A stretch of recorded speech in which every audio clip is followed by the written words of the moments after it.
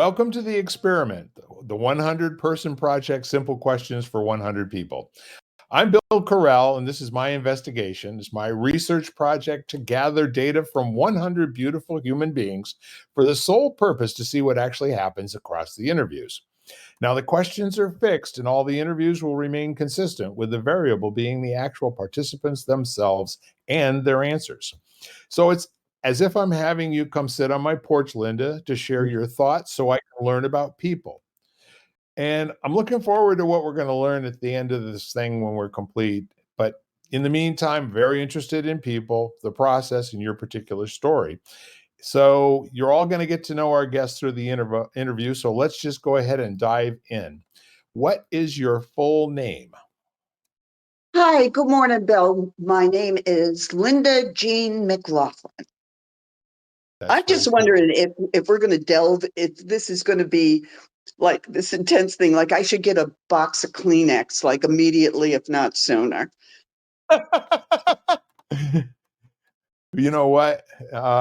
It hasn't happened before, but your mileage may vary. But you know me, I do. So what's your maiden name? I'm a nice Hungarian girl. Yeah, I'm that's really cool. Irish by a really bad decision, but that's a whole nother story. We'll get there. So, what is your favorite nickname that most people don't know? Hmm. Well, I love my nickname from you, where you feminized the buddy. So being a buddiette is kind of cool, and I know who's talking to me.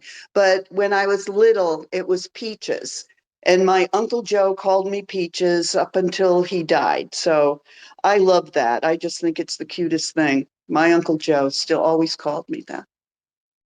What's he remind you of? That's kind of an interesting thing. I mean, when you think about him, your face got all kind of like smiley, and it sounds to Oh, me like Uncle there Joe. was a lot of Everybody has an Uncle Joe, I think. That is just this spectacular human being who survived living with Aunt Florence in the name of God and all things holy. He was just this jovial, always smiling, huggy bear kind of guy that just enveloped me. And I always felt so safe and loved when I was around him. So that's why he was amazing. And if you went and talked to Auntie Flo's neighbors, Uncle Joe died way before she did. And all the neighbors are upset over that. goodness. Okay. All right. So I will not use peaches inappropriately, at least not after the Yeah. podcast, because what happens in the podcast stays in the podcast. Okay. Well, it's cute being called Peaches when you're little, but when you're older, it's like you're a belly fan dancer, pole dancer. I was just So, going to say, men could get smacked for in the wrong environment, right? yeah, I suppose. No, I All don't right. think so because of my who I am. I'd be just laughing. The more inappropriate humor that you can share, the more I applaud you. I will bear that in mind as we go along, Peaches. Okay. When did you first notice what color hair you had? Wow, that's funny that you even bring that up because I believe it was 2 weeks ago. I had not gone to the hairdresser since September. And I remember looking in the mirror and going, oh, that's what color my hair is. And what are those like gray things going on? I don't even know. But that was the first time, like, in really, that I was aware of what my hair color was. I'll be darned. I Yeah. know. And what did that feel like? Frightening, along with that woman that seems to live behind my mirror. I don't know who the hell she is, but I really wish she would leave because she's really annoying me and she needs a facelift. Well, maybe you and I can work on that later on. Okay. We'll get that woman in the mirror, in line, whipped into shape. Really? Back off. I have boundaries. Okay. You do, don't you? I've never seen them, No, but I don't think my bar could go any lower. Yeah, well, I wouldn't put it that way. I would just say that you've got a capacity to love so many people no matter what they look like or who they are. Exactly. Yeah. So this is a kind of an interesting one because as long as I've known you and as well as I think I do, I'm probably going to learn something here. What's your favorite thing to do to intentionally waste time? Oh, I'm good at that lately. So, as much as it always used to upset me with people playing video games on their phones, I do a triple match 3D, which that's an idle thing and time goes by. But I've also discovered 1,000 piece puzzles. Wow. Yeah. And I thought it was, that's been fun and passes the time. And I think I'm doing something. And my daughter has, she doesn't want me to break them down. She wants to ultimately frame them. And I go, why? I don't understand it. But I think she's already, preparing my cremation. I think it's like at a certain point in time, I remember when she decided I was a senior, and that was great because I always got to ride shotgun after that. And now it's just a matter of time before I fall and break a hip and go to God. That's very cool. Okay, so you've got accomplices in your wasting time, don't you? Absolutely. My little head never stops. Okay. So, All right. So we'll get back to the published questions, which is what is your favorite movie to watch alone? um, I watch all my movies alone. So, but my favorite movie is While You Were Sleeping. I just loved it with Sandra Bullock and Bill Pullman, and it's a love happily ever after. The characters are great. I always giggle, and it's a feel good thing for me. So how many times would you estimate that you've actually watched that? Oh my word. I'm going to say a minimum of 4 times a year. And whenever that movie first came out, and I'm thinking it might have been in the 80s. I have no idea when it came out, but I watch it quite frequently. So I'm guessing you could probably There's just go. another one. Oh, Echo in the Canyon is the most recent one, and I've just watched that over. Like I serial watch it. It's really a great movie on how um, folk became rock with the folk guitars becoming electric and the Birds and then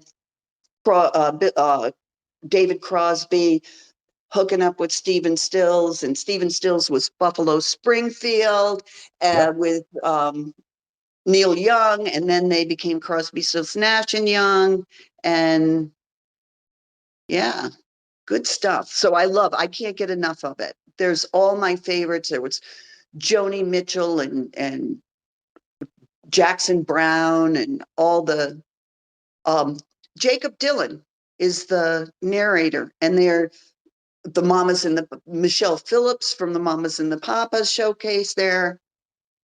Oh, I don't want to ruin your good time, but No, I'll tell you what. This is like my happy place. Okay. Have you ever been to oh, Canyon? no, but that was the place. And 100%. yeah, the easy way to get that is go and join Amazon Prime and check that they can avoid send minimize boxes, and they'll give you a little coupon or something to get to buy a movie. So I bought that movie. It's the only one I bought, and I watch it all the time. And who says we don't give you value here on the 100 person podcast, right? Yeah, I should write a book or something. There you go. Well, so we've I'll have got a what blog. and then what was it? Echoes in the Canyon? Yes, Echo in the Canyon. Echo in the Canyon. Marvelous. And the really interesting part of that too is that the fourth piece, that Crosby, Stills, Nash and Young, Graham Nash was introduced to Stephen Stills by Joni Mitchell. So that came a little bit later, and the really I interesting. David Crosby discovered Joni Mitchell and brought her to California. Didn't discover her, but found her and convinced her to come to California. And Florida. from there, she met Yeah, little Mr. Nash. 100%. And they all got together and sang around the campfire, and Our house is Nash wrote because of Joni. in her house where she had all the parties, 100%. I've actually And, been, and two cats in the yard. yes, life used to be so hard. Mhm. Now everything is easy because of you. That's the Nash wrote. Joni, no. Yeah, Nash wrote that. And Joni wrote something else for them. I can't right now. It's too early. No worries. Okay, that's very good. I think we've gotten a lot out of your intentionally wasting time in the movies you love. Okay, Okay. so if you were to have an action figure made of you, what superpower would it have, Linda, and what colors would the uniform be?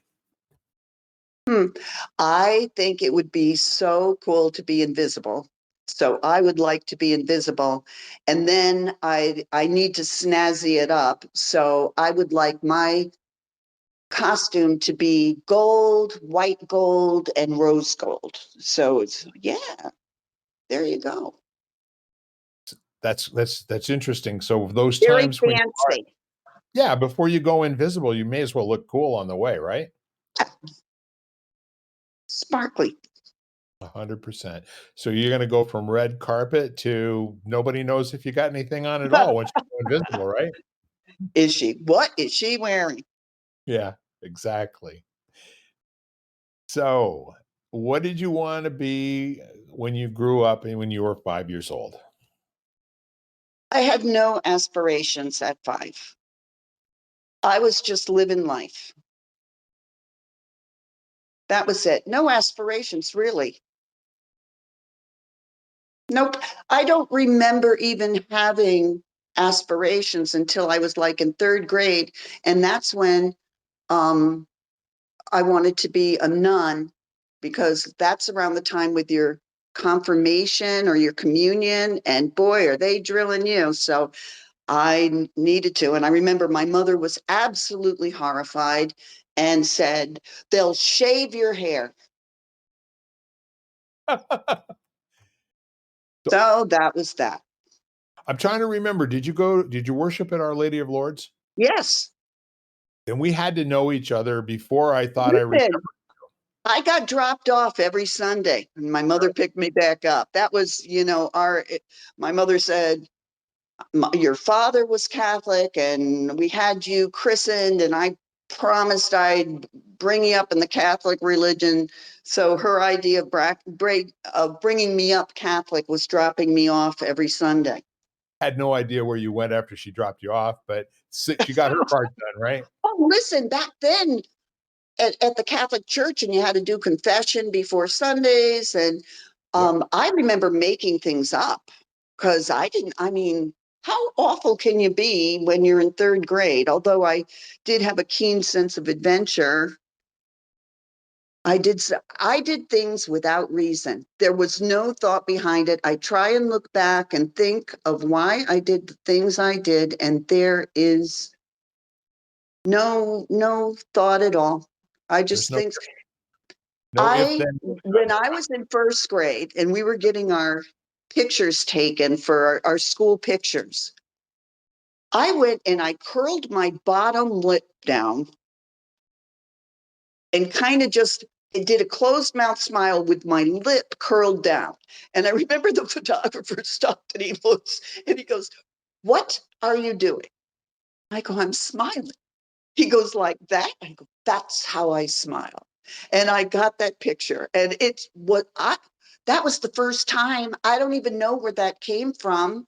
And my kids just think that that's like spectacular. There's a couple of things that in my life, like the fact that I can open every time I lock myself out of my house, I can open the lock with a credit card. Katie just thinks I'm like way too cool for school. You have When did you learn to do that? I go, I don't know. It's just a gift from God. and isn't that what credit cards are for? I mean, that's Well, I don't know. That's why I went and I told her I always keep, oh, here, everybody, this might not be true. And I might have a pit bull or something in the backyard, but I leave the door to my garage open and I hide a key in there in case I do forget my keys, which is quite often. And I went to go do it and the door was locked. And I called Katie on the phone and went, did you lock my garage door? She goes, yeah. I thought, Katie, nobody can even get to me from the garage. I'm on a slab foundation. I just do that. Blah, blah, blah. I go, never mind. Come over here and bring a couple of credit cards. And I And watch got it him. go to work. She Yeah, tried, she couldn't even get the video going by the time I was able to do that. It was just very cool. funny. That's funny. I And am I can just a picture the plethora two of of information, aren't I? I go, there goes, the B&Es in our area have now gone up and how to get free movies. you just got it all. And we're not done yet. Wait, there's more. You think I'd be dating more, but no. You can fit that conversation in anywhere that you want to. As a matter of fact, here's a question that might lead you to that story. What Oh, what is your greatest accomplishment? oh, probably the fact that I can dress myself looking over my shoulder at my tumultuous past. That probably is. I don't know. There's a lot of things, you want to say, oh, my kids. Well, not necessarily. And my education and my career. And I go, yeah, that was okay. And the fact that I was a single mom and we didn't wind up in the projects and I just worked and worked and worked and all of these things. I mean, I had nothing in the home minus nothing, eating out of food closets with Katie, who was 12 years old. And from there, having 3 houses in Newport, Rhode Island. And it was just working. I have no drop your drawers stories. I just worked and just put all my money into paying off the mortgages with the And help of renters. Okay. well, see, that's the thing, is you create a system whereby you're getting income off of it and it works for everybody involved, and you've really become a master at that for your nice, tidy little units. There's no question about it. And I agree with you. You remind me of a meme that I saw this last week. I posted it myself, as a matter of fact, which basically said, sometimes just being alive requires courage. Absolutely. And I think being a single woman walking the planet is is difficult. I mean, I don't have anybody to bail me out if I'm not afforded the luxury of making a bad decision. It's all on me. And so, yeah, it is hard. And I don't think I'm fearful. I just think it's exhausting because you really can't let your guard down. So that's a whole nother podcast, Bill. We'll schedule that one, okay? Absolutely. Notice how my voice just went wah wah. Yeah, that one can have all sorts of different words in it, but this one we're keeping clean, and I know that there's a lot of story going on with you, no doubt about it. And this next question will actually give you an opportunity to maybe focus on that just a little bit. Who is your favorite person to listen to? Oh, I love listening to the narrator of all Ken Burns documentaries, Peter Coyote. Oh my God, yes. That's who I love. If you stop and think about it, if you go, oh, who do I like to listen to? Is it music? Well, I've got such a vast love from Sarah Brightman on down to, I don't know, Traffic and Cream. But listening, I find his voice, that's how I can go to sleep. I just put it on. His voice, I just love it. Yeah. I have listened to the Roosevelt's documentary at least 5 times a week for the past 10 years. I go, oh my God, I just love that soothing. It's, yeah. Ladies and gentlemen, yet another valuable tip from our guest. No doubt You're about it. welcome. You're And you know welcome. what I was listening to right before you and I got busy getting on here? I was listening to an original from 1965 or 1966, Steve Winwood doing "John Barleycorn Must Die." Stevie Winwood, I swear to God, I have saved a little ovary egg for him. I just always, I've been a traffic fan Yes. my whole life. And when I was raising my kids and I raised them, we lived in a log cabin in a neighborhood, but it was set back an acre and there was an acre behind us. And when it snowed, because we had big picture windows and holly trees out in front, and the cardinals and the blue jays and the Scotch pines and the waxy leaves and the red berries, and I'd put my couch in front of the window and I would just crank Cream, Blind Faith, and Traffic, Oh yeah. chain smoke, and drink coffee. Back in the day when I did smoke, and I was a smoke 'em if you got 'em girl. So that's a whole nother story too. Stop. Not only does everybody would be able to save money and be able to go to Italy at least once a year, but you don't even want to ever not be able to breathe. It's awful. So Absolutely awful. So I'm going to do something with what you just said, and I completely agree with you. You're a miracle. You are a freaking miracle. There's no doubt in my life. There's nobody that I know that's been able to pull off what you've been able to pull off in the last 3 or 4 years. And I would love it if you could just say a little bit more about that. I've lost two sisters, to lung cancer and emphysema. And once you start that downhill slide, that's almost like this is over. You really need to gather your family together and figure out what's what. But Linda, you really showed something to the world by taking care of yourself. Exactly. If you hear, I go, Lord knows I can talk forever without taking a breath.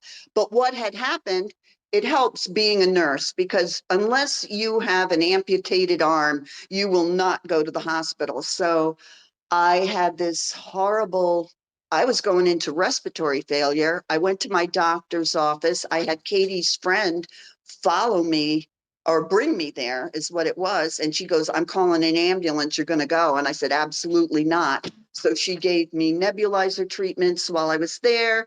I got, I think it was Decadron or Solumedrol in the bum. I got so that would be a steroid, but a shot of Rocephin. She sent me home with a slew of medications. I remember sitting on the couch in tripod position, and my girls came. And I'm thinking to myself, they're running all over my little house. And I'm going to myself, stay out of my jewelry box.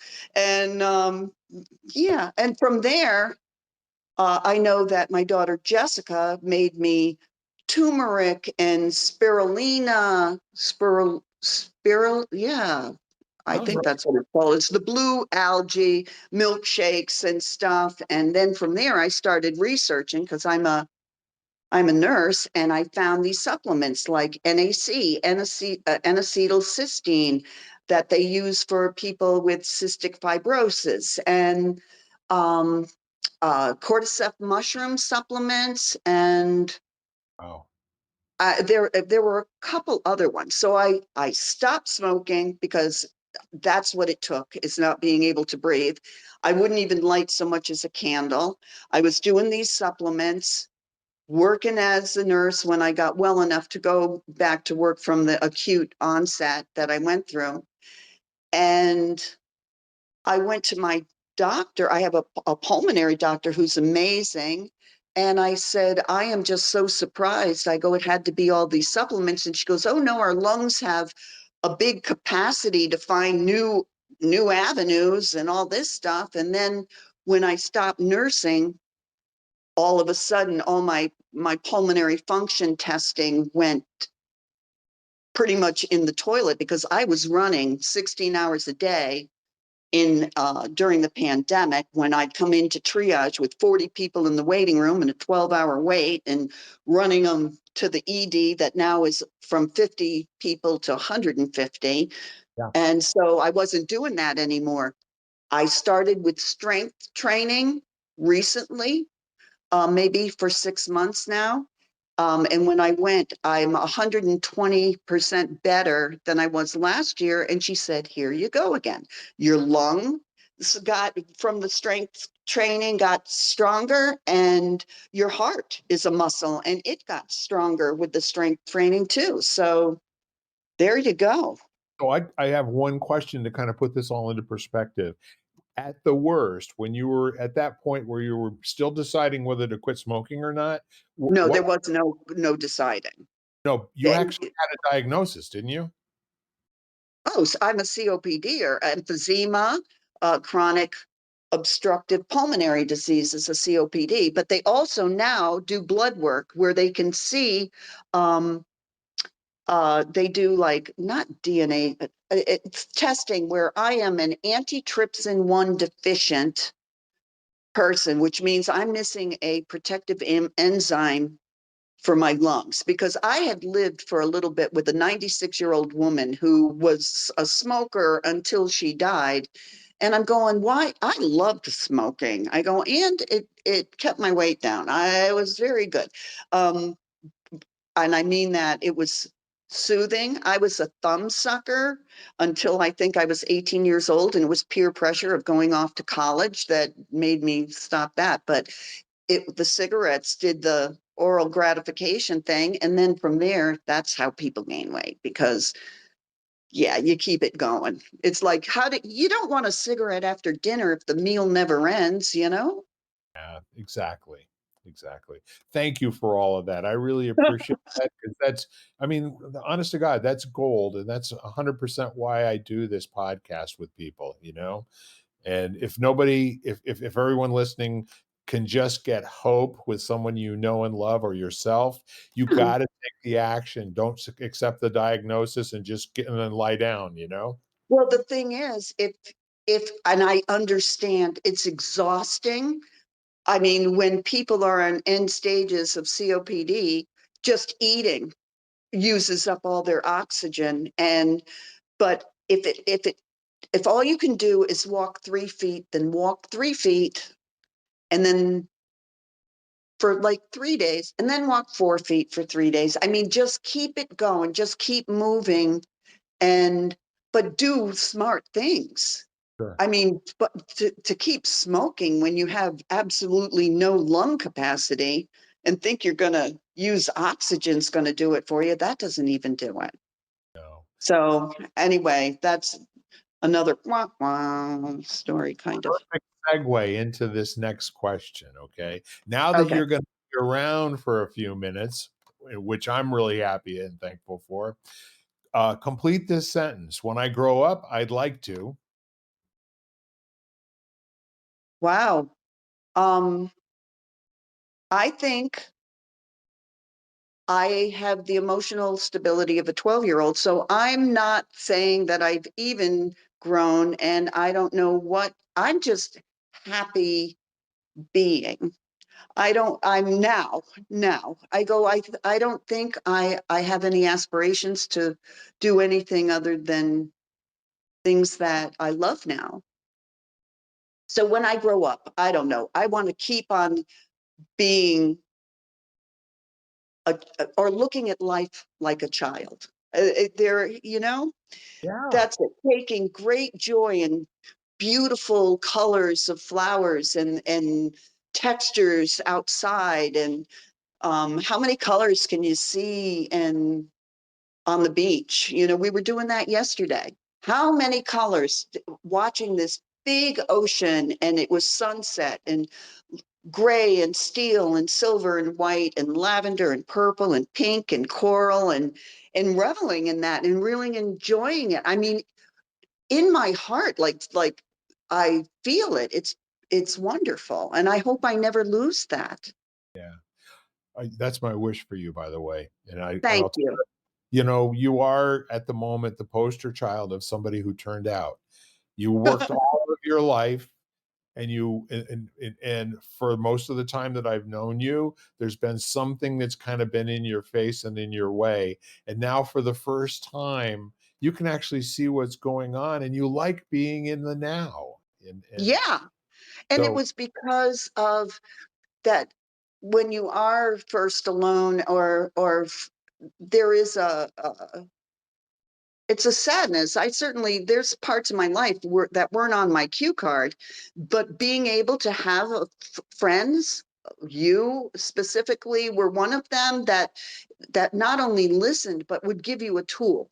I mean, just give you a tool, hang up, and without carrying that weight and bringing you down, you were uplifting. I knew I wasn't alone. I knew I had somebody so I couldn't say oh my God, I'm all by myself, because I wasn't. It was a lie that I was telling myself, which also triggers more anxiety. And the flip side of that is depression. And I go, well, I'm just going to lay on this here couch for a while until you think you're going to get muscle wasting. And then, it's so that was wonderful. That was wonderful. And I wanted to add in a tool. Yeah, it's great to listen, but there's got to be something in your arsenal of life that you can throw a little bone to somebody and go, I don't know if this will work for you, but this helped me. yeah, So maybe you could try it. But seeing that there's another avenue and that it's not roadblocked, that there's other hallways that you can travel on, that I never, sometimes when you're in the forest, you can't see the trees, and it takes somebody else to be able to help you with that. absolutely. I call that giving sighted guide to somebody who is myopic at the moment, you know? Yeah. So we've covered so much, Linda, but I'm going to ask you this question exactly as it is, and let's see where it takes us. What is the most important thing in life to you right now? Beyond being in the moment. Well, I always laughed being a nurse, and I worked as an LPN first while I was going to school to be an RN. And I worked in nursing homes in acute care, long term care, blah, blah, blah. And I realized I used to laugh that the answer to life, what it all comes down to at the end is one decent bowel movement a day. So now I'm here and I go, but food is a good meal is so exciting for me, and travel. I want to travel and see the world while I can still walk, but it's for the cultural aspect of it. The people and the food and the architecture and the art, and oh my word, it's just this planet is amazing. Yes. And you're somebody who's put a few miles on in the last 10 years, haven't you? Shut up and keep that to yourself, okay? I mean in the world, not other. You're still under warranty, my friend. Yeah, tell Katie that. So, yeah, I will. I didn't talk to her, but I texted with her last night. So yeah. So what would you like to leave in the world after your life is done, Linda? A smile and a funny story. That's what I want people to just think of me and can't help but laugh or smile, for whether it's from one extreme of maybe when I was going through, for whatever. There's always a funny story. There's something bananas. You can turn around and look at it and laugh. When it's all over and the tremors have stopped, you can look at it and go, holy moly, that was hysterical. There's lots of funny things. But that's what I want to be. At first, I wanted to be remembered for something profound and really like the planet's not going to know I was even here. But Yeah. if people that I've touched or been with can have fun with me and smile and laugh, I think I will have that. That's the biggest thing I could probably leave. Yeah. Yeah, there's an old saying that you don't pass until the last person says your name. you know? When people stop saying your name, that's when you're actually gone and gone for good. But that you and I will remain in people's stories for a minute or two, won't we? I hope so. I Yeah. truly hope so. So being an avid fan, an Epicurean, and a gourmet connoisseur, and all those other really fancy words, you go to the baker every once in a while, and when you leave the baker having bought a dozen rolls, what do you get? You get a 13th one, right? So that's the spirit of this next question. It's a free question, and I would just like to know, what is the thing that most people misunderstand about you, Linda? I wanted it on my tombstone to be written, "She meant well." I am the eldest sibling, um, an ER trauma nurse. You have autonomy and a pretty, you better not be a wallflower. Um, and I think I come in and I want to make things better. I want to help. And it's like, Lord knows I go through my little recipe cards of life experiences when somebody's going through it. And I think sometimes me bringing up things that, and what I'm trying to say to them is, I understand, I've been through this, that there's empathy here, this is what I did. And people misunderstand that and they go, oh, bringing it around to you again. So I think intentions, I go, my sister was intubated and I'm a nurse and I'm walking into work and I get this phone call, your sister is in Bacchus Hospital intubated, and she asked me to call her sister. Oh my God, my baby sister needs her big sister. Oh my God, oh my God, oh my God. And I drove down there and oh, I was like Duvall on the beach on Apocalypse Now. I go, oh my God. But Yeah. I wanted to fix it and make it better and take it. And it is a control thing to an extent, but it's not, I'm not meaning it with any, my intentions are absolutely the best. And I say what other people are thinking, unfortunately. But it's not for any, I'm not doing it to hurt anybody or anything. It's just, it is what it is. There you go. I don't know. I think it's my intentions. I'm misunderstood and I only have the best of intentions. I really am not a mean person or vindictive or any of those things. However, you come knocking at my door, it's like, no, don't pick it with the big dogs if you're not ready, and don't be surprised. But yeah, I would think I'm misunderstood for my intentions. It's because I love. It's if I didn't love, I wouldn't want to fix it or take care of things or make it better. So true. You know what I'm doing now, Bill, for fun? I'm finding hoarders and trying to clean their houses for as a volunteer thing. I go just because if they truly, I don't want to fight with them over getting rid of a gum wrapper, but if they're like that because, or they live like that because they got sick and they can't do the things that they used to, I'm right there. I am. And so that's that.